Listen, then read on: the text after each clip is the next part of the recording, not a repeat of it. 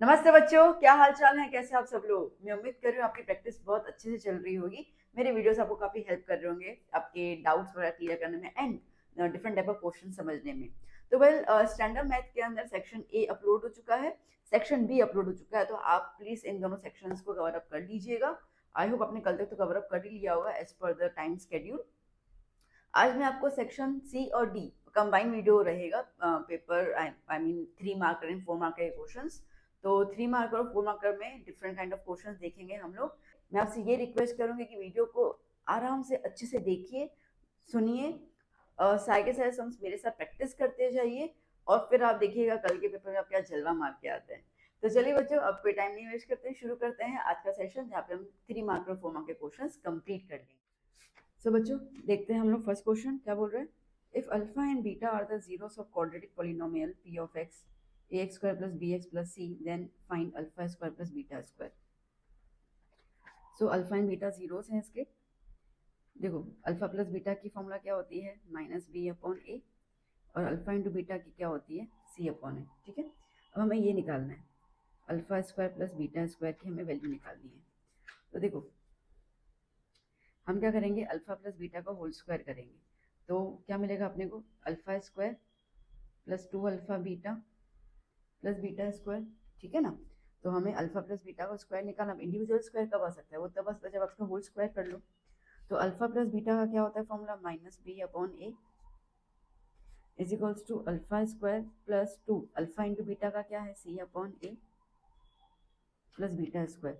Minus B का square is B square upon A square is equals to alpha square plus 2 C A plus beta square. So B square upon A square minus 2c upon A is equals to alpha square plus beta square.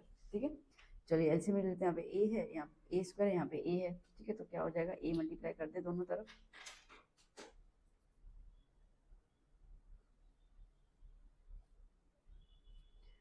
So therefore b square minus 2ac whole upon a square is equal to alpha square plus beta square. ठीक है, next question, solve by substitution method. इसको solve करना substitution method से। So 3x upon 2 minus 5y upon 3 is equal to minus 2 and x upon 3 plus y by 2 is equal to 13/6। So पहले हम 3x upon 2 minus 5y upon 3 is equal to minus 2 ले लेते हैं, LCM ले लेते हैं, इसको एक स्टैंडर्ड फॉर्म में कन्वर्ट कर लेते हैं। तो ये इसके साथ मल्टीप्लाई हो जाएगा, इसके साथ मल्टीप्लाई हो जाएगा, तो 3 3 ज़ा 9x माइनस 2 5 ज़ा 10y अपॉन 2 3 ज़ा 6। ठीक है, इन दोनों का क्या होता है? आपस में मल्टीप्लाई हो जाता है। अभी 6 को यहाँ पे लेके जाओ, तो 9x minus 10y is equals to minus 2 into 6। 9x minus 10y is equals to minus 12, first equation. Okay, similarly यहाँ पे कर लेते हैं x by 3 plus y by 2 is equal to 13 upon 6। इसको यहाँ मल्टीप्लाई कर लो 2x, इसको यहाँ मल्टीप्लाई कर लो 3y होल अपॉन 3 2 ज़ा 6 is equal to 13 upon 6। So therefore 2x plus 3y is equals to 13 upon 6 multiply by 6. ये 6 को वहाँ ले लिया, 6 6 cancel. So therefore 2x plus 3y is equals to 13. ये इक्वेशन नंबर 2। ठीक है, चलिए अब हमें सब्स्टिट्यूशन सॉल्व करना है। तो सब्स्टिट्यूशन में कोई भी इक्वेशन लो और उसमें से किसी भी एक को अपन अकेला करेंगे वेरिएबल को। फर्स्ट ले लेते हैं, taking equation 1 9x minus 10y is equals to minus 12. 9x is equals to minus 12 plus 10y। ठीक है, इसको वहाँ पे ले लिया, x को अकेला करना है, स्टिल x के साथ 9 है, तो minus 12 plus 10y whole upon 9। ठीक है, इतना क्लियर हुआ। चलिए अब ना ये जो वैल्यू आई, इसको इक्वेशन 3 नाम देते हैं, इसको हम इक्वेशन 2 में सब्स्टिट्यूट कर लेते हैं। Substituting equation 3 in equation 2, 2x plus 3y is equal to 13, 2 minus 12 plus 10y upon 9 plus 3y is equal to 13। अब ये तो कटिंग होने से रही नहीं, तो मल्टीप्लाई कर लेते हैं। तो 2 into 12 is minus 24 plus 2 into 10 is 20y whole upon 9 plus 3y is equals to 13। अभी 9 यहाँ पे मल्टीप्लाई किया बिकॉज एलसीएम है, और यहाँ मल्टीप्लाई कर लेंगे, ठीक है। जैसे इक्वल टू के वहाँ पे गया ना, देन 9 को नीचे लिखने की जरूरत नहीं होती है, आई मीन कोई भी नंबर को। तो -24 प्लस 20y प्लस 9 3 ज़ा 27y is equals to 13 into 9, 9 3 ज़ा 27, 2 कैरी 11, ठीक है। So -24 plus 27 plus 20 47y is equals to 117। इसको वहाँ पे लेके जाओ तो 47y is equals to 117 plus minus का यहाँ पे आएगा 24, ठीक है।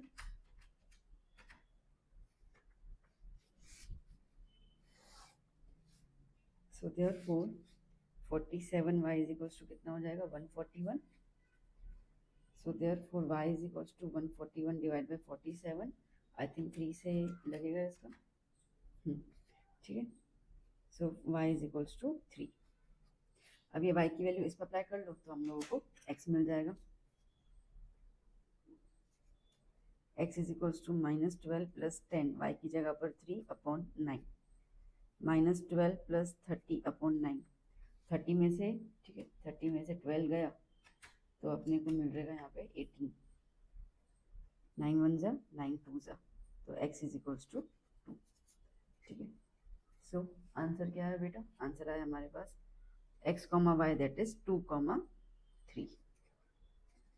Okay, next question. Now बच्चों क्या question next, half the perimeter of a rectangular garden whose length is 4 meter more than its width is 36 meter, find the dimensions of the garden। क्या बोल रहे हैं, half the perimeter of a rectangular garden जिसकी length जो है वो breath से 4 गुना ज़्यादा है, ठीक है। ओके, सो सपोज कर लेते हैं कि ब्रेथ जो है वो है x, लेट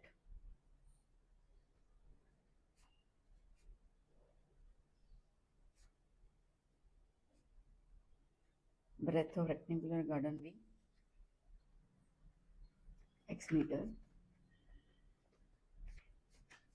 and length, अब लेंथ क्या बोला, लेंथ इज 4 मीटर मोर, मतलब कि x में 4 मीटर ज़्यादा है, ठीक है।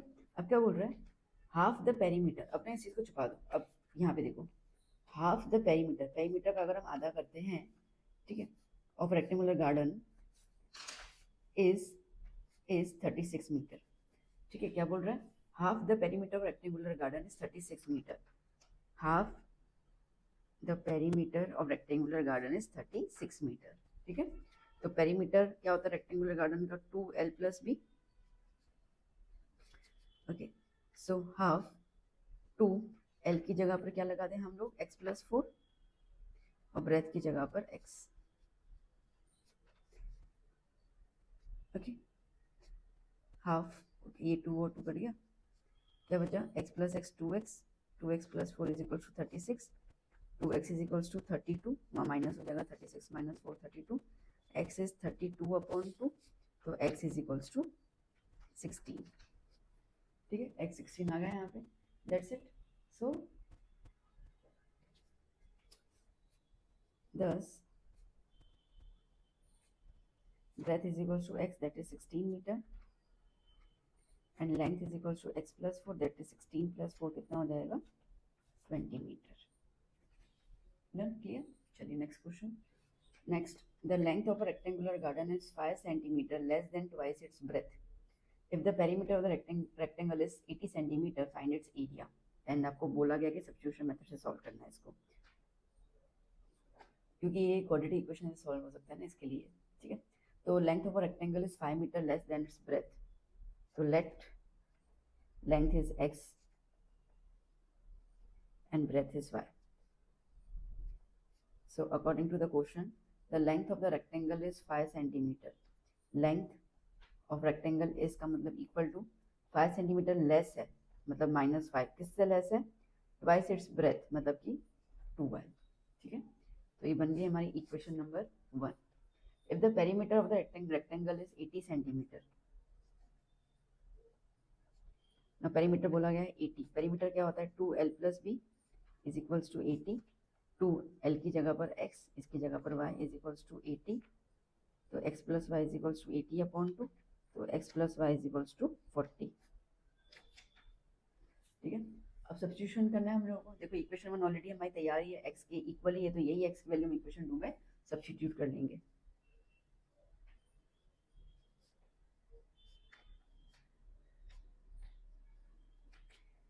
तो x plus y is equals to 40, 2y minus 5 plus y is equals to 40, 2y minus 5 plus y is equals to 40, 2y plus y is 3y, 40 और ये 5 वहाँ पे लेके जाओ तो प्लस 5। ठीक है, so therefore 3y is equals to 45, तो y is equals to 45 upon 3, कितना आ गया 15 है, तो y आ गया 15। अब ये y की वैल्यू हम इक्वेशन फर्स्ट में सॉल्व कर लें तो आ जाएगा हम लोगों को। So x is equals to 2y minus 5, x equals to 2, y की जगह 15 माइनस 5, 30 माइनस 5, तो x कितना आ गया 25 मीटर। ठीक है, so answer is length that is 15 metre and breadth, sorry length x है ना 25 मीटर, ब्रेथ y है 15 metre. Done, clear. Next question, next question क्या बोला बेटा, subtracting 1 from denominator of a fraction. देखो फ्रैक्शन का सम आया, जैसे फ्रैक्शन का सम आएगा ना सबसे पहले आप x और y लिख लोगे।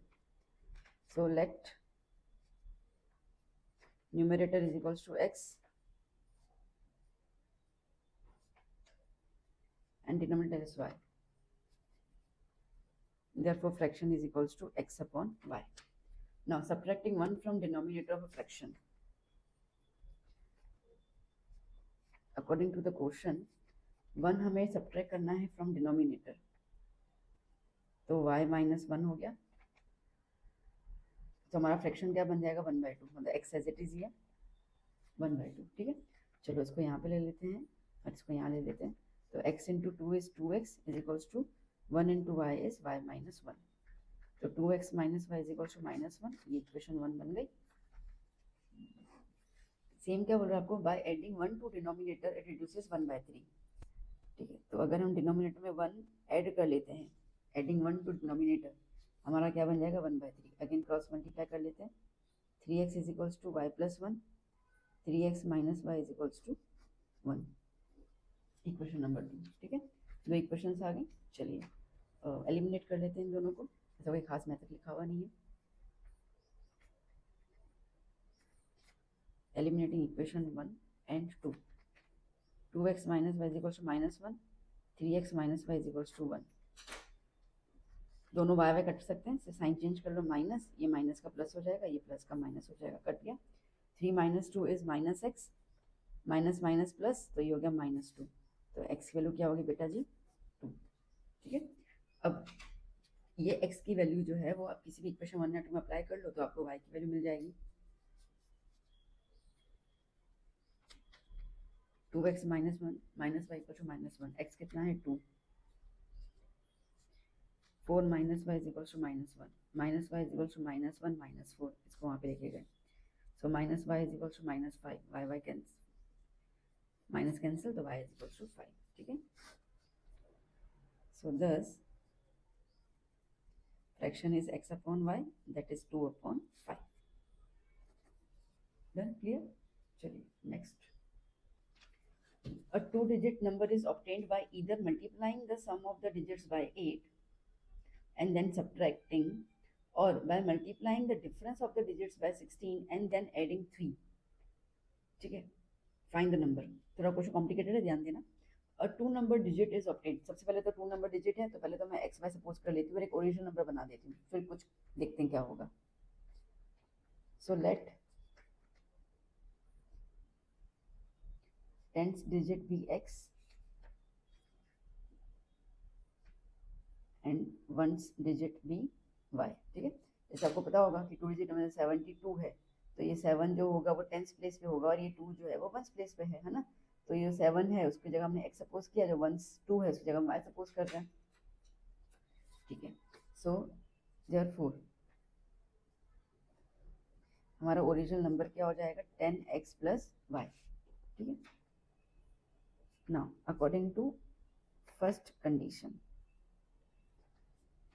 फर्स्ट कंडीशन क्या बोल रहा है, a two digit number is obtained by either multiplying the sum of the digits by 8, sum of the digits मतलब कि x plus y, उसके साथ आप क्या कर रहे हो 8 मल्टीप्लाई कर रहे हो, and by and then subtracting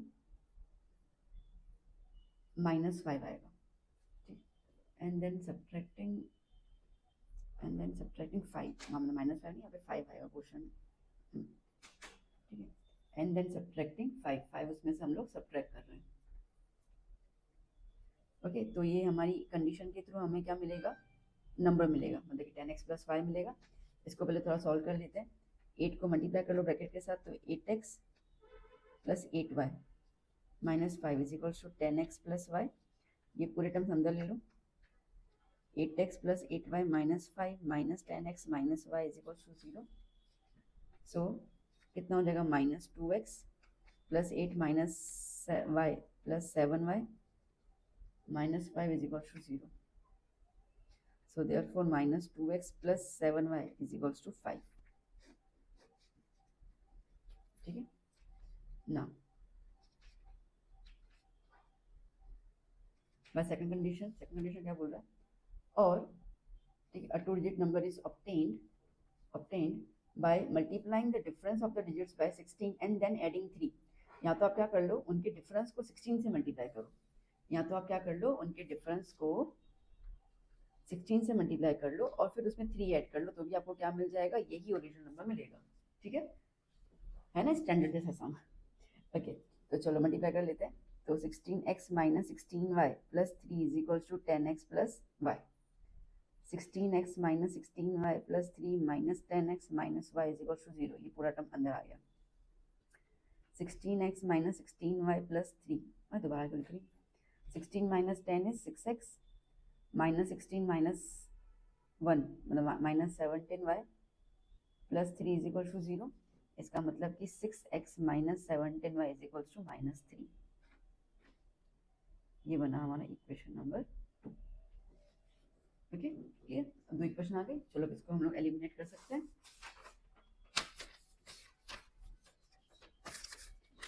ये दोनों इक्वेशन पे लिख देती हूँ मैं, minus 2x plus 7y is equal to 5 and 6x minus 17y is equals to minus 3।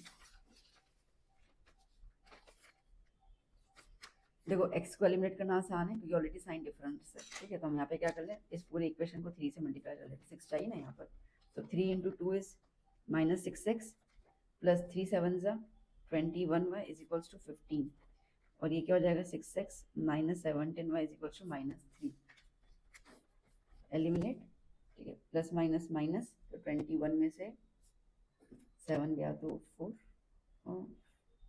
4y 17 गया इज इक्वल्स टू कितना आएगा 12। So therefore y is equals to 12 upon 4 that is 3, okay. अभी हम लोग y की वैल्यू अप्लाई कर लें इसी इक्वेशन में, 6x minus 17y is equals to minus 3, 6x minus 17 3 is equals to minus 3, 6x minus कितना होगा 51, 6x is equals to minus 3 plus 51, 6x equals to 48, x is equals to 8, ठीक है, क्या आ गया x equals to 8। So thus the number is 10x plus y, that is 10 into 8 plus 3, 80 plus 3 कितना number आ गया 83। Done बेटा, clear. चलिए next question, the cost of 4 pen and 4 pencils box is ₹100, 3 times the cost of pen is 15 rupees more than the cost of pencil box, find the cost of a pen and a pencil। Suppose कर लेते हैं, चलो, let cost of a pen is equals to rupees x and cost of a pencil is rupees y. ये कह रहा है कि 4 pen और 4 पेंसिल मतलब कि 4x और 4y मिला के कितने हैं 100 रुपीज़ है। 4 को कॉमन निकाल दूँ, क्या बचेगा x plus y is equals to 100। तो x plus y is equals to 100 divide by 4। ये वाला स्टेप ओमिट कर सकते हो आप एग्जाम के अंदर। कितना आएगा 25। तो x plus y is equals to 25 first equation. अब कह रहा है यहाँ पे 3 times the cost of a pen, 3 times the cost of a pen is मतलब इक्वल्स टू 15 मोर, 15 ज़्यादा है than the cost of pencil. ठीक है, सो 3 पेन की जगह पर x, pencil y plus 15। So 3x minus y is equals to 15। Done, चलिए कर ले eliminate. So x plus y is equals 25, 3x minus y is equals to 15, plus minus cancel out, 4x is equals to 40, x is equals to 10। ठीक है, x 10 आ गया। अभी x की value apply कर लो, फर्स्ट इक्वेशन में apply कर देती हूँ मैं। x plus y is equal 25, 10 plus y is equal 25, y is equals to 25 minus 10, तो y is equals to 15। So the cost of pen is rupees 10। अला पेंसिल महंगी है ऐसा, पेन सस्ती है। And the cost of pencil is rupees 15।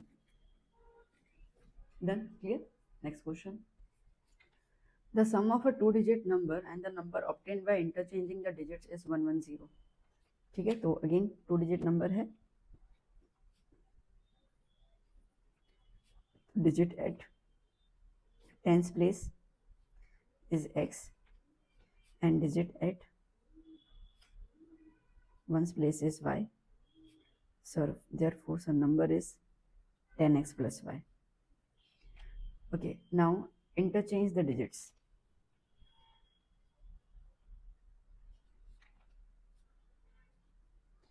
देखो 52 है तो क्या हो जाएगा 25 उल्टा, समझो कि ये 52 तो ये टेंस प्लेस हुआ ना, तो उस पर x है और ये y है, उल्टा हो जाएगा तो y आगे आ जाएगा, x पीछे हो जाएगा।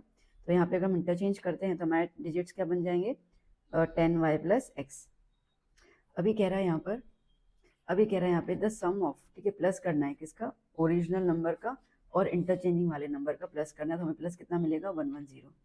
सो therefore 10x plus y plus 10y plus x is equals to क्या आया 110। 10x plus x is 11x, 10y plus y is 11y is equals to 110। 11 common निकाल दो, x प्लस वाई इज 110, तो x plus y is 110 divide by 11, तो x plus y is equals to 10। इतना हो गया। आगे क्या बोल रहा है, if 10 is subtracted from the first number then the new number is 4 more than 5 times the sum of the digits in the first number। ओहो, सुनना ध्यान से। if 10 is subtracted from the first number, ठीक है, first number में से हम 10 को सब्ट्रैक्ट कर रहे हैं, ठीक है।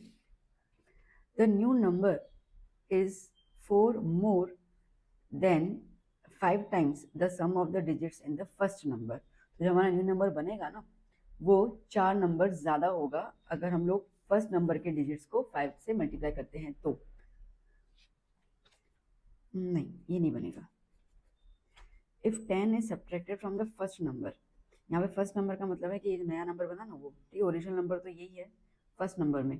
तो अगर हम 10 सब्ट्रैक्ट करते हैं फर्स्ट नंबर में, इसका मतलब कि ओरिजिनल, इसका मतलब कि न्यू नंबर, ठीक है।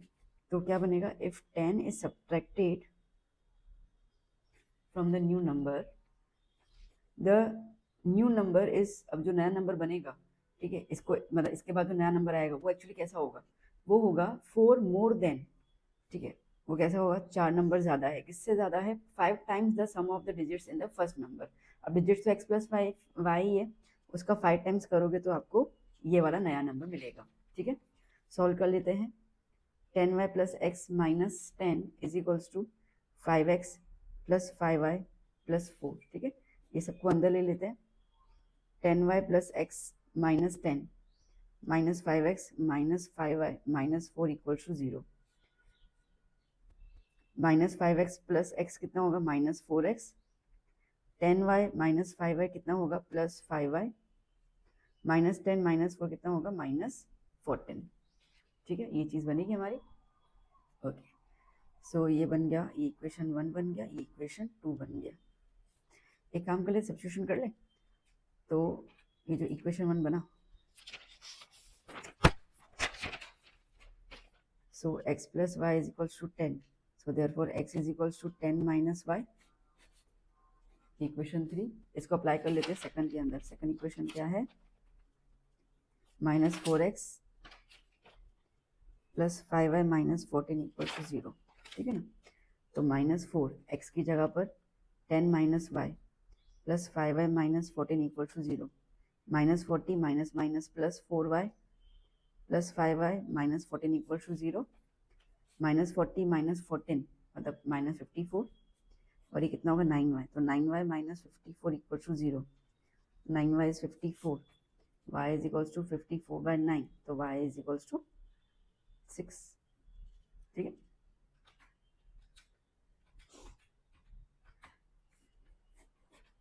अब ये x की वैल्यू सॉरी y की वैल्यू यहाँ पे अप्लाई कर लेते हैं। तो x is equals to 10 minus y, x is equals to 10 minus 6, x is equals to 4। ठीक है, सो देयरफॉर हमसे पूछ क्या रहा है, हमसे पूछ रहा है find the first number. First number मतलब कि वो इंटरचेंज वाला नंबर था ना, वो ये वाला। ठीक है, ये वाला नंबर जो है इसको फर्स्ट नंबर कहा गया है। सो दस the first number is 10y plus x, that is 10, 6 plus 4, that is 64। done, clear? चलिए next question।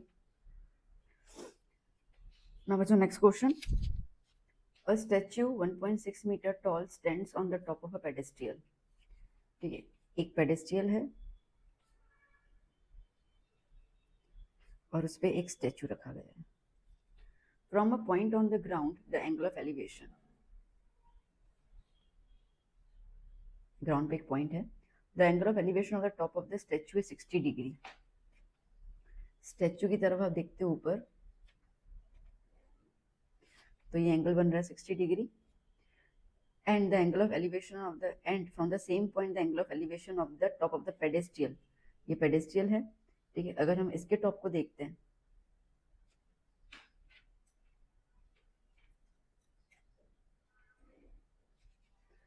तो ये बन जा रहा है 45 degree. Find the height of the pedestal, pedestal की हाइट निकालनी है।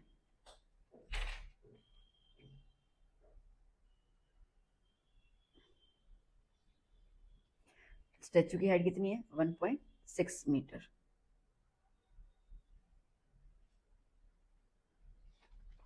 ठीक है बेटा, क्लियर हुआ? चलो इसको थोड़ा नेमिंग कर लेते हैं, ABC, यहाँ पे D। देखो अपने अपने अभी अपने पास में दो ट्रायंगल बन रहे हैं। एक तो बन रहा है ये पूरा ABC। ठीक है, इसको मैं लाइन अगर अंदर से पूरा कर दूं तो एक तो ये ABC और दूसरा DBC, दो ट्रायंगल बन रहे हैं अपने पास। ठीक है, ये टोटल क्या हो जाएगा, H प्लस 1.6। चलो पहले ये वाला ट्रायंगल ले लेती हूँ मैं, ट्रायंगल DBC। ट्रायंगल DBC में DB H है। ठीक है, BC को X ले लेते हैं हम लोग, क्योंकि दोनों में कॉमन BC है ही। और ये ब्लू पेन से देखो, ब्लू पेन वाला तो कितना एंगल है, इसको θ1 ले लेते हैं, 45 डिग्री। ओके, तो हमें ये निकालना है और ये बेस मान के चलते कि दिया है, इसको कंसिडर करना है, तो 10 लगेगा। So tan θ is equals to what,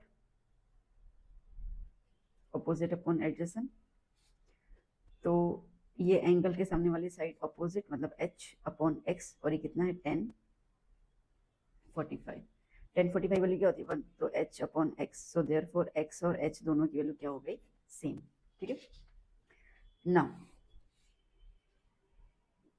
in triangle ABC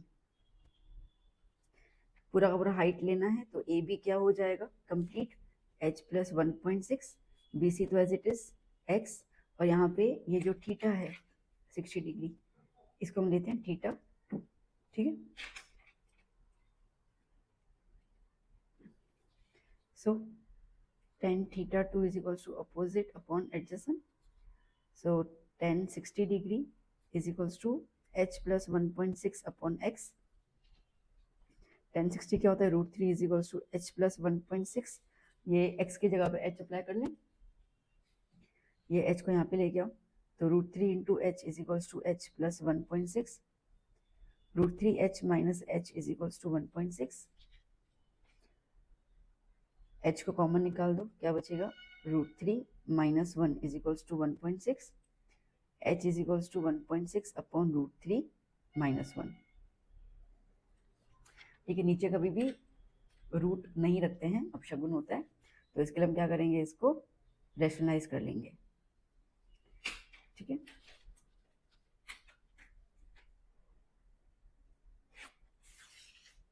सो क्या हो जाएगा, h is equals to 1.6 √3 plus 1 upon a minus B, और a प्लस बी वाला कॉन्सेप्ट है, that is a square minus b square. 1.6 √3 plus 1 3 minus 1. 1.6 √3 plus 1 3 minus 1 is 2. 2 1 जा 0.8. ठीक है, तो क्या हो जाएगा 0.8 √3 प्लस 1. अब यहाँ पे भी इसको लीव आउट कर सकते हो, लेकिन उन्होंने बोला नहीं √3 वैल्यू लगाना, तो ठीक है यहीं पे आप लीव कर लो ना. √3 वैल्यू 1.73 होती है, उसको ऐड कर ले, फिर आप इसको मल्टीप्लाई कर सकते हो. बट देखो उसके लिए आधी मार्क का ही खाली गैप है, तो अगर कटेंगे तो आधी मार्क कटेंगे, तो आधी मार्क के लिए आपके 10 मिनट चले जाएंगे, तो like no use. Okay, well इस पे पूरे मार्क्स दे सकते हैं, कोई इशू नहीं है. डन बेटा, क्लियर. चलिए next question. A tree breaks due to storm and the broken part so that bends so that the top of the tree touches the ground. ठीक है, okay. एक ट्री है और वो स्ट्रॉन्ग की वजह से ब्रेक हो जा रहा है. ब्रेक हो जा रहा है तो ऊपर वाला हिस्सा जो है वो नीचे आके क्या हो जाता है, गिर जाता है. ठीक है, so that the top touches the ground making an angle of. अभी ग्राउंड के साथ कितना एंगल बना रहा है, ये एंगल बना रहा है 30 डिग्री का. The distance between the foot of the tree and the where the top touches is 8 metre. Tree का फुट और उसका टॉप जहाँ पे है, इसके बीच का गैप कितना बन रहा है, 8 मीटर का बन रहा है. तो टोटल ट्री की हाइट क्या है वो हमें निकालनी है. ओके, चलो अब हम इसको थोड़ा सिंपल तरीके से ड्रॉ कर लेते हैं.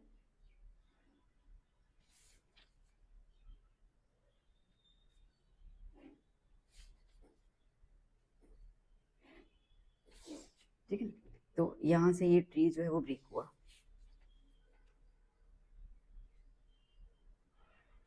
अच्छा, इसकी जरूरत ही नहीं है, सॉरी, दोबारा बनाती हूँ.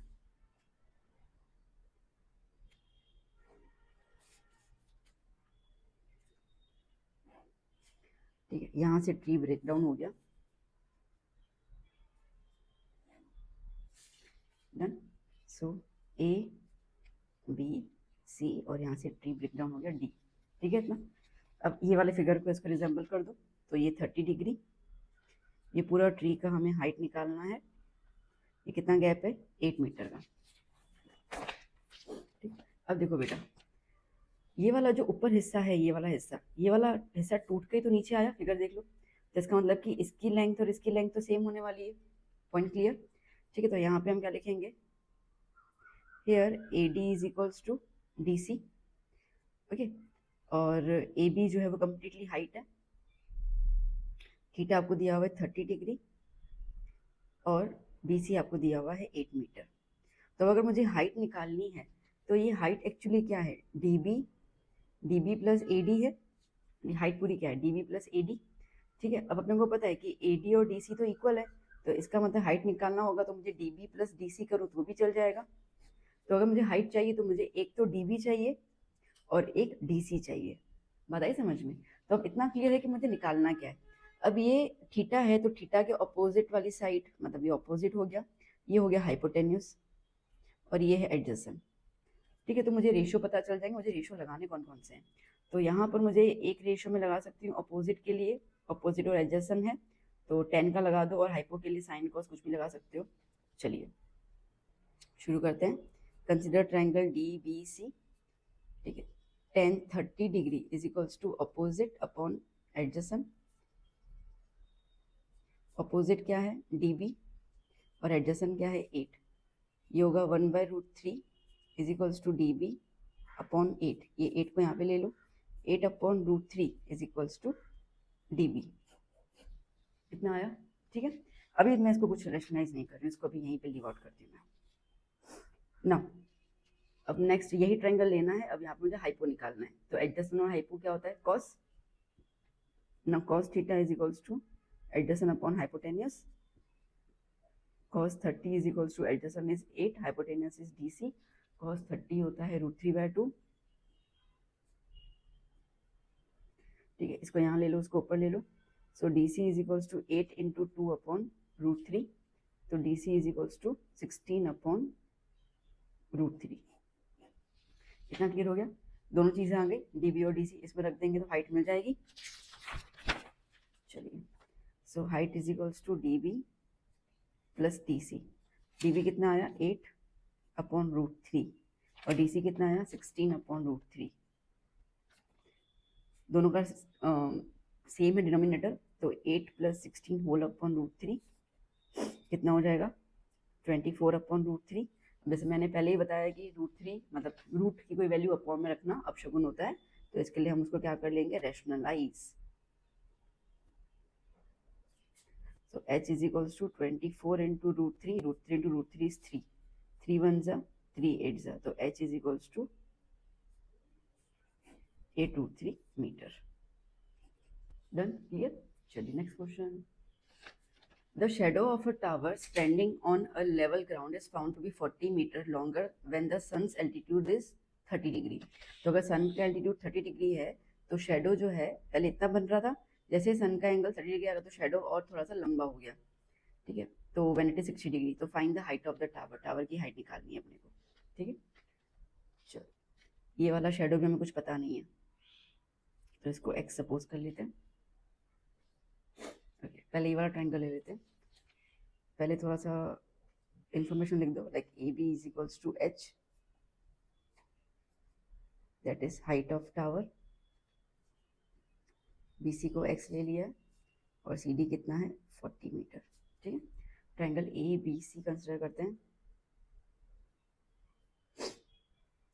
Theta is 60, so tan 60 degree is equals to ये ऑपोजिट और ये एडजेसेंट, तो H अपॉन X।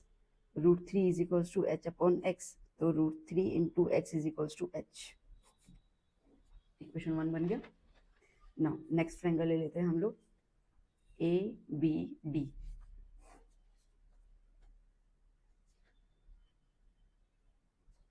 ABD में क्या हो जाएगा? थीटा कितना होगा? 30। ठीक है ना, A B और ये D, तो theta 30 degree. Again tan 30 is equals to opposite upon adjacent. Opposite कितना है? H, एडजेसेंट कितना है यहाँ पर? अभी एडजेसेंट पूरा हो जाए, खाली 40 मत लिख के आना, आपने पूरा BC लेना है यहाँ पर। ठीक है, तो क्या हो जाएगा? X plus 40। ना ये कितना होगा? हमें हाइट निकालनी है ना टावर की। ठीक है, तो 1/√3 is equals to H upon X plus 40। ये यहाँ पे ले लेते हैं, यहाँ पे ले लेते हैं, तो x plus 40 is equals to √3 into H। हम x की जगह पे ना H लगा देते, तो एक काम कर लेते हैं, x is equals to H upon √3 लिख लेते हैं यहाँ पर। ठीक है, तो यही वैल्यू यहाँ लगा देते हैं, plus 40 is equals to √3H। Calculation थोड़ा ध्यान देना होगा। ओके, इसको वहाँ पे लेके जाते हैं, तो 40 is equals to √3H minus 1 upon √3H। √3 minus 1 upon √3 लिख दूँ H में। ठीक है, H ले लिया यहाँ पर मैंने कॉमन करके। एलसीएम ले लेते हैं, 3 √3 into √3 3 minus 1 whole upon √3 multiply by H। So 40 is equals to 2 upon √3 multiply by H, तो 40 into √3 upon 2 is equals to H। ये पूरा टर्म यहाँ पे लेके गए, तो √3 ऊपर आ गया, 2 नीचे आ गया, 1 जा 20 जा, तो H कितना आया? 20√3 मीटर। डन बेटा, क्लियर? तो समझ में आया अच्छे से? Next question. आपको पता है सेक्शन डी में ये 4 मार्क में क्वेश्चन आता है, ठीक है ना, तो मैंने वैसे क्वेश्चन करवाया जो आपको 4 मार्क कवर अप कर ले। From a point P on the ground, the angle of elevation of the top of a 10 meter tall building is 30 degree. From a point on the ground, the angle of elevation of the top of a tall building is 30 degree. A flag is hoisted at the top of the building and the angle of elevation of the top of the flag staff from the point P is 45. अच्छा, एक building है, ठीक है, मतलब ये building है और ये बिल्डिंग पे एक झंडा जो है वो लहरा रहा है, ठीक है। तो बिल्डिंग की जो हाइट है वो दिया हुआ है 10 metre and the flag is hoisted. अब उसके ऊपर जो है फ्लैग होस्ट कर रहा है यहाँ पर। Find the length of the flag staff, ठीक है। तो ये जो फ्लैग स्टाफ है इसका हमें लेंथ निकालना है, लेट्स से एक्स है, and the distance between the building from the point P, और ये बिल्डिंग का डिस्टेंस कितना है पॉइंट पी से, ये पॉइंट पी, ठीक है, वो निकालना है। तो दो टाइप के एलिवेशन जा रहे हैं, एक जा रहा है टॉप ऑफ द बिल्डिंग पर, ठीक है, और एक जा रहा है झंडे पर, ओके। तो ऐसा कुछ फिगर बनेगा। अब अपन सीधा इसको लाइन ग्राफ में कन्वर्ट कर देते हैं, आई मीन लाइन फिगर में कन्वर्ट कर देते हैं।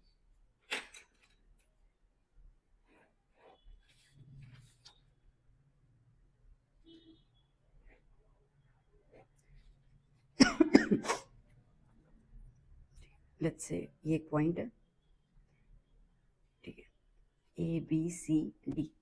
ये बी सी जो है वो बिल्डिंग ले ली अपन ने, यहाँ पे एक एंगल बन रहा है, ठीक है। कितना एंगल बन रहा है 30 डिग्री का एलिवेशन, ठीक है। ये बिल्डिंग कितना है 10 मीटर की हाइट पर है, डन। और फिर वो कह रहा है कि यहीं से ही फ्लैग को देखा जा रहा है, और इसका कितना डिग्री बन रहा है 45,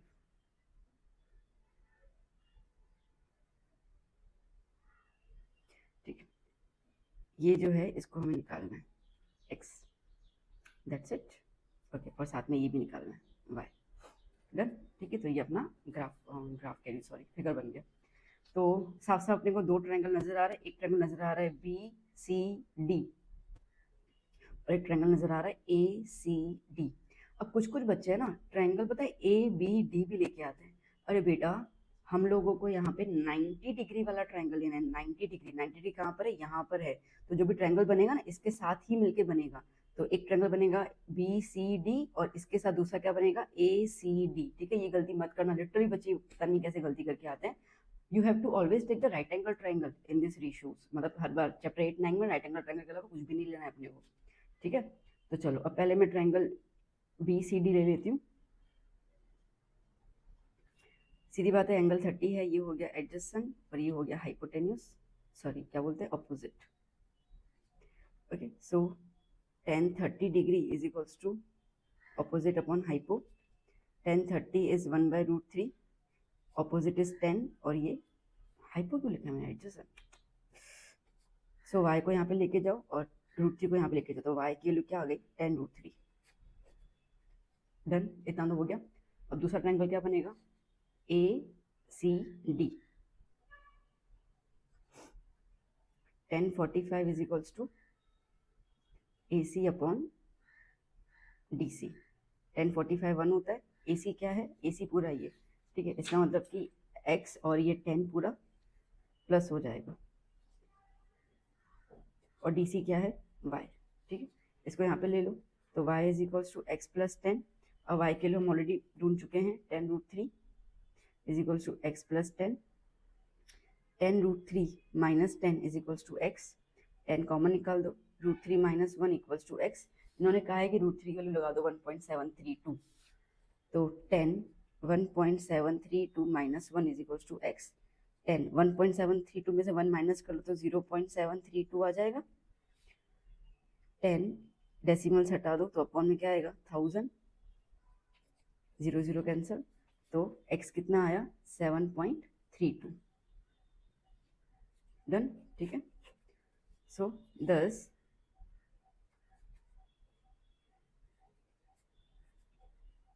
length of flagstaff is 7.32 meter and distance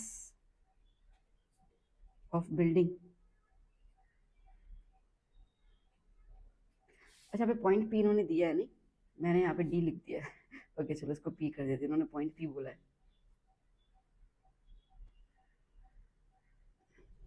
ठीक। फ्रॉम P इज y था, y कितना है 10√3। अच्छा इसको भी तो √3 की वैल्यू लगानी है ना, तो 10 इंटू 1.732। एक देखो 10 मल्टीप्लाई किया तो एक जीरो पीछे चला गया, डेसिमल पीछे हो गया, तो कितना हो गया 17.32 मीटर। Done, clear. चलिए नेक्स्ट क्वेश्चन। Now बच्चों next question, watching from the top of a 340 high hill, the angle of depression of the two houses situated in the west and the east of the hill are found to be 60 and 30 respectively। ठीक है, ये हिल है, ठीक है,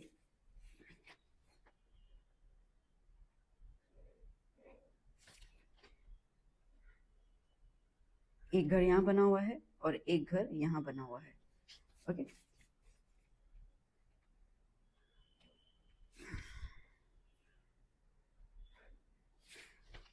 now अब north south east west, तो ये east वाला है, तो क्या बोल रहा है, two houses situated in the west, west पे कितना डिग्री है 60 डिग्री, और ईस्ट पे कितना डिग्री है 30 degree. Find the distance between two houses, इन दोनों का डिस्टेंस निकालना है x, ठीक है। और कुछ दिया हुआ है, हाँ टॉप ऑफ द हिल कितना दिया हुआ है 340 मीटर, तो ये जो है ये आपको दिया हुआ है 340 मीटर, ये कंप्लीट। और क्या दिया हुआ है, दैट्स इट, डन। चलो थोड़ा सा नेमिंग कर लेते हैं, ABCD, ये पूरा x है, हमें पता नहीं है इसकी वैल्यू क्या होती है।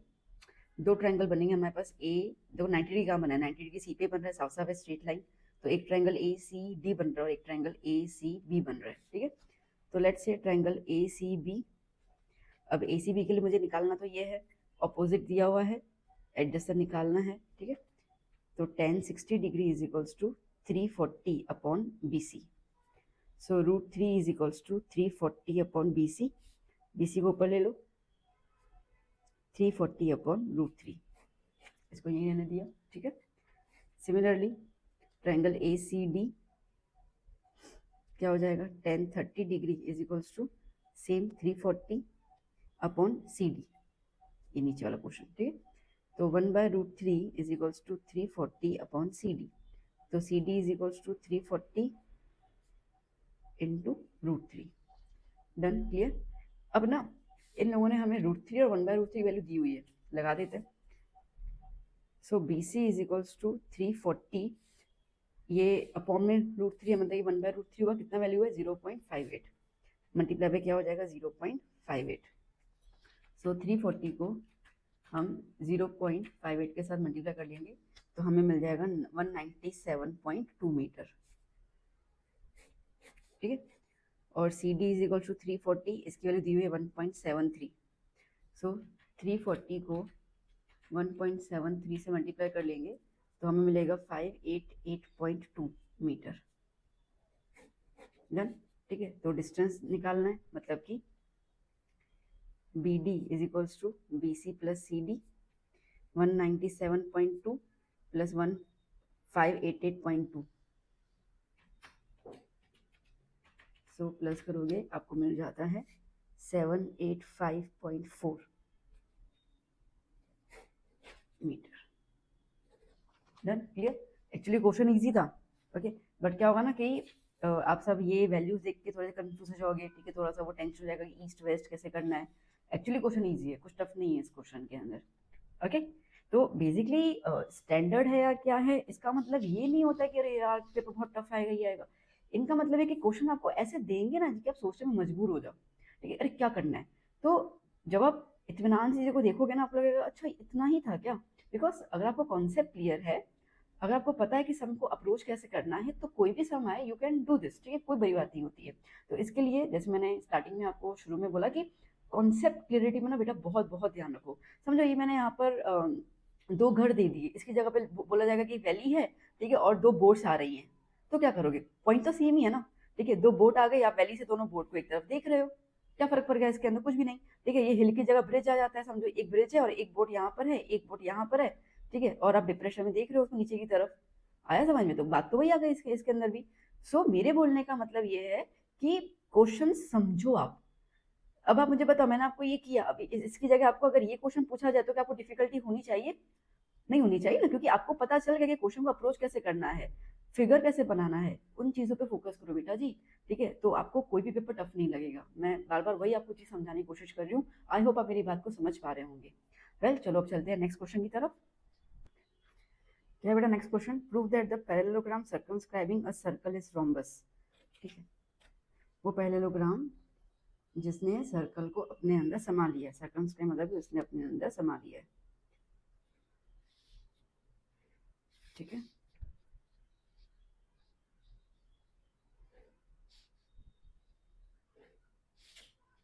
सो ए बी सी और डी, ओके, और इसने सर्कल को अपने अंदर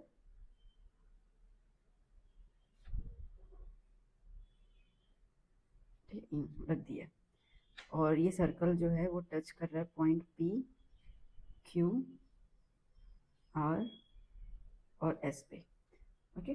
तो हमें ये प्रूव करना है कि ये जो क्या बोलते हैं पैरेललोग्राम है, वो जब सर्कल अपने अंदर ले लेता है ना तो क्या बन जाता है, रोम्बस बन जाता है, ठीक है। हमें ये चीज़ प्रूव करनी है। तो हमें गिवन क्या दिया हुआ है, गिवन दिया हुआ है A B C D is a parallelogram,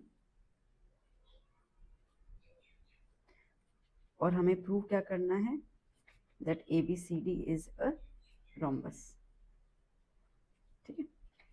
देखो बेटा, अब पैरेललोग्राम दिया हुआ है यहाँ पर, तो हम लिख सकते हैं since A B C D is a parallelogram, तो इसमें ऑपोजिट साइड्स इक्वल होते हैं, तो A B is equals to C D and BC is equals to AD because opposite sides are equal, ठीक है। और हमें एक्चुअली प्रूव करना है रोम्बस, रोम्बस का मतलब है कि all sides are equal prove करना है हम लोगों को, ठीक है। मतलब जैसे है कि एबीसीडी रोम्बस, तो आप बोलोगे मैम रोम्बस में करना क्या, मतलब क्या प्रूव क्या करना है, हम कैसे बोले कि ये रोम्बस है। तो सीधी सी बात है, पैरेललोग्राम में ऑपोजिट साइड्स इक्वल होते हैं, रोम्बस में ऑल साइड्स इक्वल होते हैं, तो हमें ऑल साइड्स इक्वल बतानी है यहाँ पर। चलो इतना तो क्लियर हो गया। अब आप देखोगे ध्यान से, बिल्कुल क्या देखेंगे हम लोग, जैसे कि हमें पता है कि एक सर्कल में जब पॉइंट बाहर की तरफ होता है और जो टेंजेंट ड्रॉ होते हैं, तो दोनों टेंजेंट की वैल्यू सेम होती है, ठीक है। अब आपको यहाँ पे नज़र डालना है टेंजेंट्स की तरफ। जैसे कि मैं बात कर लेती हूँ, आप ये देखो जैसे डी है समझो, अब ये सर्कल हुआ, डी एक पॉइंट आया, तो डी आर और डी एस क्या बन गया, टेंजेंट बन गया, सीधी सी बात है। अभी भी फिगर के हिसाब से तो इन दोनों की मेजरमेंट क्या होगी, सेम होगी। तो हम लिखेंगे हियर अकॉर्डिंग टू थ्योरम 10.2, ठीक है। 10.2 थ्योरम के हिसाब से क्या बनता है यहाँ पर, D R is equals to D S, because tangents on circle from D, ठीक है। सिमिलरली सी को आप रखोगे, सी के लिए क्या बनेगा, डी आर और डी क्यू, सी आर और C Q, C R is equals to C Q because tangent on circle from point C. Similarly B पे करोगे, क्या बनेगा यहाँ पर, बी पी और B Q from the point B, और लास्ट पॉइंट क्या बन रहा है, ए से क्या बनेगा, ए पी और A S from point A, ठीक है। क्या कर लेंगे इसे हमको, हम ना इन सबको ऐड कर लेंगे, एलएचएस वाले पोर्शन और आरएचएस वाले पोर्शन को ऐड कर लेंगे। Adding LHS and RHS of above equations we get क्या हो जाएगा, D R plus C R B P plus A P is equals to D S plus C Q plus B Q plus A S, ठीक है। चलो D R plus C R इकट्ठे ले लूँ, B P plus A P इकट्ठे ले लिया, P P और आर कॉमन कॉमन है ना उस हिसाब से, फिर डी एस और ए एस और C Q plus B Q, ठीक है। फिगर है आपके सामने, क्या फिगर है कि D R plus C R क्या बन रहा है, D R plus C R क्या बन रहा है, पूरा डी सी बन रहा है, ठीक है। अब जो आर है ना वो मतलब जो भी कॉमन है ना उसको हटाते जाओ, साइड बनती जाएगी, डी सी यहाँ पे पी हटा दो तो बी ए मतलब कि ए बी, यहाँ पे एस हटा दो तो डी ए मतलब कि ए डी लिख दे, और क्यू हटा दो तो सी बी मतलब कि बी सी। सी भी लिख सकते हो, कोई दिक्कत वाली बात नहीं, बट अपने ज़्यादातर मुंह पे ऐसे रटा होता है ना अपने को, ठीक है। अब देखो बेटा, यहाँ पे हमने पहले ही बोला हुआ है कि ए बी और सी डी बराबर है एज पर द पैरेललोग्राम। तो मैं ए बी और सी डी है तो मैं सी डी की जगह ए बी लिखूँ या ए बी की जगह सी डी, जो आपको ठीक लगा लिख दो, एक ही बात है, कोई फर्क नहीं पड़ता। तो मैं इसकी जगह पर ए बी लिख देती हूँ। सिमिलरली बी सी के साथ क्या है, ए डी है ना, तो ए डी की जगह पर बी सी लिख दूँ, बिकॉज 1 and 2। तो ये हो गया 2ab is equals to 2bc, 2 cancel, क्या बन गया, ab is equals to bc। आया यहाँ पर। अब देखो इस तरीके से मैंने क्या किया, ab और bc को इक्वल प्रूव किया। ठीक है, ab और bc को इक्वल प्रूव किया, दोनों साइड्स कैसी हैं, एडजेसेंट। इस तरीके से मैं सारे के सारे एडजेसेंट साइड्स को इक्वल प्रूव कर सकती हूँ। ऑपोजिट तो ऑलरेडी इक्वल है, एडजेसेंट को सारे इक्वल कर दूंगे तो सारे के सारे साइड्स इक्वल हो जाएंगे। ठीक है, सो देयरफॉर ये नंबर 3। ठीक है, so therefore from equation 1, 2 and 3 हम बोल सकते हैं कि all sides are equal. So therefore ABCD is a rhombus। Done, clear. चलिए नेक्स्ट क्वेश्चन। ना बच्चों क्या बोल रहा है, a quadrilateral ABCD is drawn to circumscribe a circle. ठीक है, इसके अंदर सर्कल है। Prove that AB plus CD is equals to AD plus BC, मतलब कि sum of opposite sides are equal. ठीक है, तो अपने को एक्चुअली प्रूव करना है। कई बार ऐसा आ सकता है आपको, ये वाला वर्ड ना, ये वाला स्टेटमेंट ना दिया जाए, आपको बोला जाए prove that the sum of the opposite sides are equal. ठीक है, अगर पेपर टफ बनाना है तो ये कर सकते हैं, ये टेक्स्ट बुक का ही समय, बट लैंग्वेज चेंज कर सकते हैं, क्या फर्क पड़ता है उसमें। ठीक है, तो बेसिकली आपको ये प्रूव करना है that sum of opposite sides are equal. ठीक है, that is AB plus CD is equals to AD plus BC। अभी जो सम किया डिटो वैसा ही है। ठीक है, कोई टेंशन लेने की जरूरत नहीं है, इजी है, बस थोड़ा सा आपको खाली ध्यान देना है। ठीक है, सेम ही, कोई दिक्कत नहीं है। हमारा पैरेललोग्राम था, यहाँ पे सिर्फ क्वाड्रिलेटरल है, इसके यहाँ पे कोई प्रॉपर्टी लगेगी नहीं, जैसे पैरेललोग्राम की लगी थी ना ऑपोजिट साइड से इक्वल, यहाँ पे ऐसी कोई प्रॉपर्टी नहीं लगेगी। सो क्या लिखेंगे, अकॉर्डिंग टू द थ्योरम 10.2 हमें क्या बोलता है कि अगर टेंजेंट बाहर वाले पॉइंट से आते हैं तो दो टेंजेंट आपस में कैसे होते हैं, इक्वल होते हैं। वही चीज़ अप्लाई करेंगे। ठीक है, तो जैसे ए है यहाँ पर, तो AP और AS इक्वल हो जाएगा। अब सबको क्लियर है इस चीज़ को, तो मैं लिख देती हूँ AP is equals to AS from point A। ठीक है, अब बार बार मैं इसको नहीं लिखूंगी, आपको क्लियर है ना, मेन आपको समझाना ही है। फिर BP और BQ, फिर CQ और CR, और फिर DR और DS। ठीक है, अगेन एडिंग करेंगे जैसे पहले किया था, same as it is.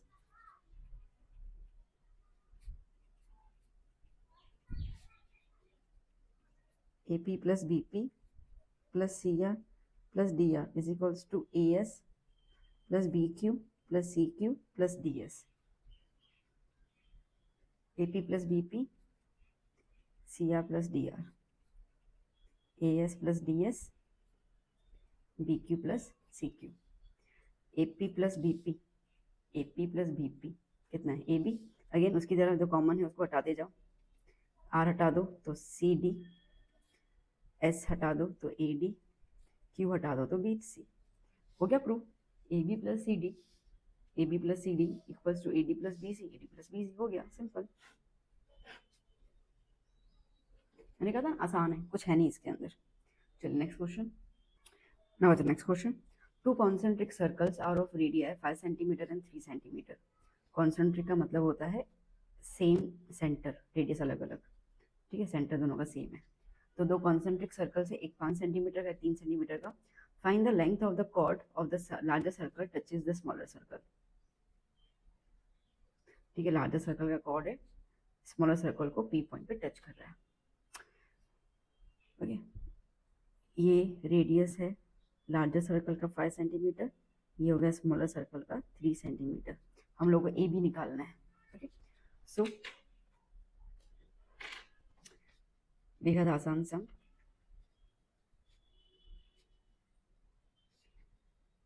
As we know that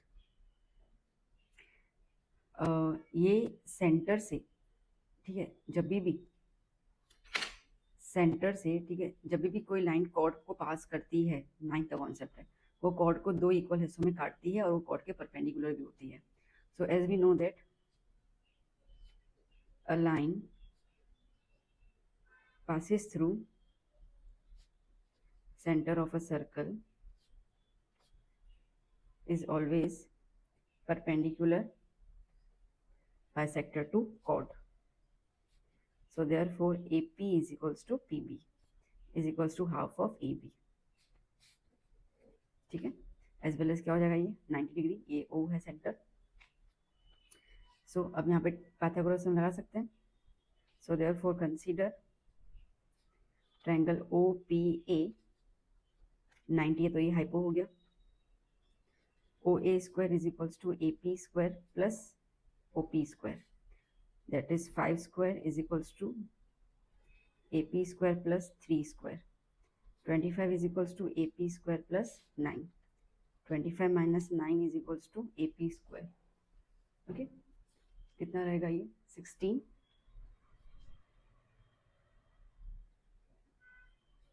So therefore AP is equals to under root of 16. तो AP कितना आ गया 4 सेंटीमीटर. अब AP 4 है, हमें पता है कि हमें AB निकालना है, तो AB क्या हो जाएगा डबल ऑफ AP बिकॉज 1. तो ये AP अगर AB का आधा है तो डबल हो जाएगा AB, तो कितना होगा 8 सेंटीमीटर. Done, clear. चलिए next question. Number next question देखो क्या बोल रहा है. A tent is in the shape of a cylinder surmounted by a conical top. एक टेंट है, ठीक है, जो सिलेंडर का शेप है और ऊपर कॉनिकल टॉप है. चलो फिगर बना दे.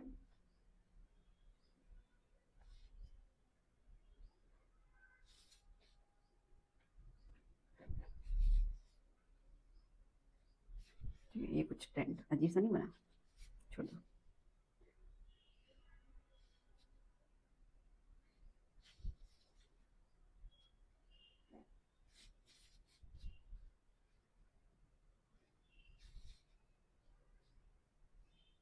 हाँ अब कुछ लग रहा है ना, ठीक है. तो let's say A B C, ठीक है. तो एक टेंट है जिसके जो सिलेंडर शेप का है और ऊपर की तरफ कॉनिकल टॉप है. If the height and diameter of the cylindrical part are 2.1 metre and 4 metre. If the height and diameter 4 metre है, हाइट कितना है 2.1 मीटर, ठीक है, डायमीटर कितना है 4 मीटर, तो रेडियस कितना हो गया 2 metre. And the slant height of the top, ठीक है, ये जो स्लांट हाइट है ये वाली टॉप पे वो कितना है 2.8 metre. Find the area of the canvas use for making the tent. इस पूरे टेंट को बनाने में कितना कैनवास यूज हुआ वो बताना है. Also find the cost of canvas, cost निकालना है. तो पहले तो पता चले कितना एरिया है, क्योंकि 1 मीटर स्क्वायर के 500 रुपये देने हैं अपने को, तो पहले हमें इतना पता होना चाहिए ना कि हम कितना मीटर स्क्वायर इसमें यूज कर रहे हैं. ओके, सो थोड़ी सी पहले वैल्यूज लिख देते हैं. कौन से दो पार्ट्स हैं हमारे पास, सिलेंडर और कोन. सिलेंडर का रेडियस 2 मीटर, कोन का भी सेम ही है 2 मीटर. सिलेंडर का हाइट 2.1 मीटर, यहाँ पे स्लांट हाइट 2.8 मीटर. देखो टेंट जो होता है ना वो खाली है पूरा, ठीक है, तो इसके लिए यहाँ पे हम लगाएंगे CA से. एरिया निकालेंगे CA से, टी से मत लगाना कभी भी, CA से लगाएंगे. सो क्या हो जाएगा यहाँ पर area of canvas is equals to area of, मतलब कि दैट मीन्स कि CA से ऑफ सिलेंडर प्लस कोन, ठीक है, दोनों का क्या लगाएंगे CA से लगाएंगे. तो 2πRH प्लस πRL, पाई और R दोनों में कॉमन रहेगा, सेम वैल्यूज है 2H प्लस L, ठीक है. पाई की वैल्यू 22.7, हाइट रेडियस कितना है 2 मीटर, 2 हाइट कितना है 2.1 और ये कितना है 2.8, ठीक है. 22 इंटू 2 44/7, ये हो गया 4.2 प्लस 2.8, तो 44/7, 4.2 प्लस 2.8 7 कैंसल आउट, कितना बचा 44 मीटर. डन इतना. अब हमसे कह रहा है कि इसका कॉस्ट निकाल दो. आसान ही है.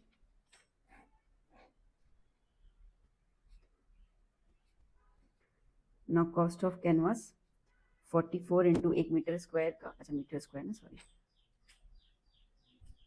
1 मीटर स्क्वायर का 500 रुपये है ना, 1 मीटर स्क्वायर का 500 रुपये है, तो इंटू 500, सो 44 इंटू 5 हमें मिलेगा 220 और पीछे और, तो 22,000 का खर्चा होगा ये टेंट बनवाने में हमारा। डन। Next question. ना बच्चों, next question. A medicine capsule is in the shape of a cylinder with the two hemispheres stuck at the end of each of its end। ठीक है, तो ये हेमिस्फीयर, ठीक है, ये भी क्या हुआ हेमिस्फीयर। तो अगर मैं देखूं यहाँ पर,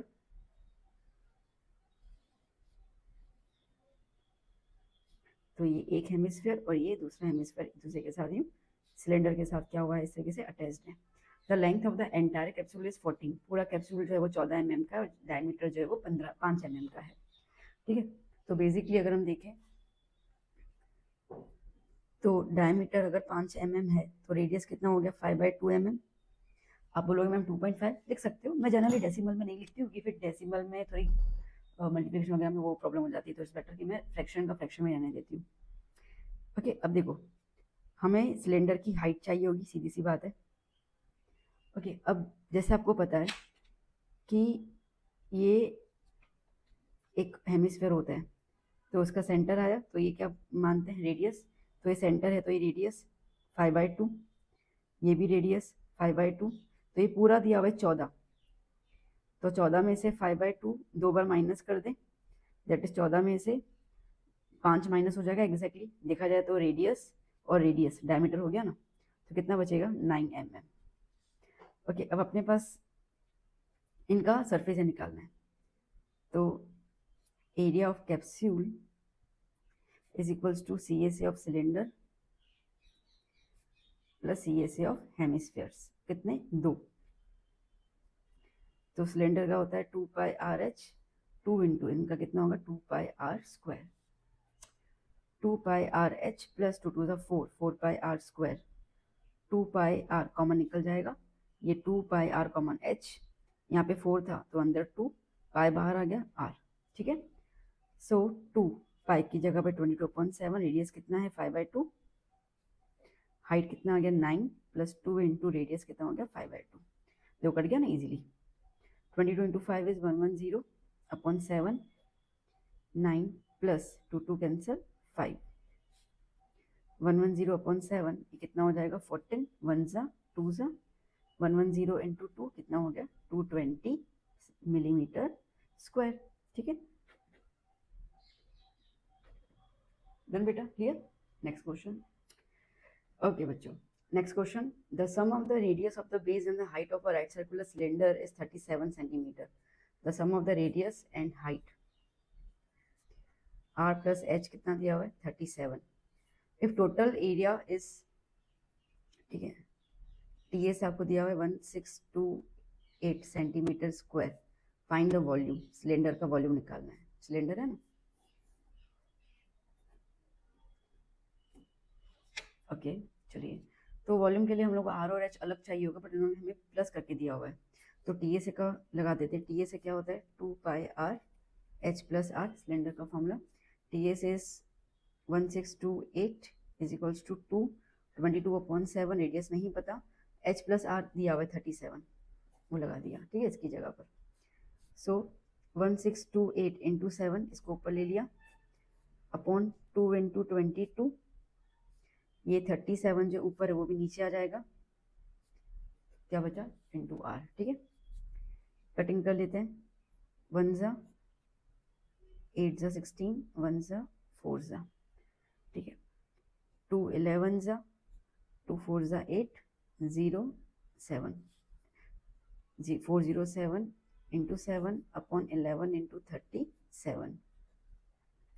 ओके, 40 11 1 जा 11 3 जा 33, 7 कैरी 37, ठीक है, 37 37 क्या हो गया कैंसिल आउट आ गया, तो रेडियस कितना आ गया 7 सेंटीमीटर।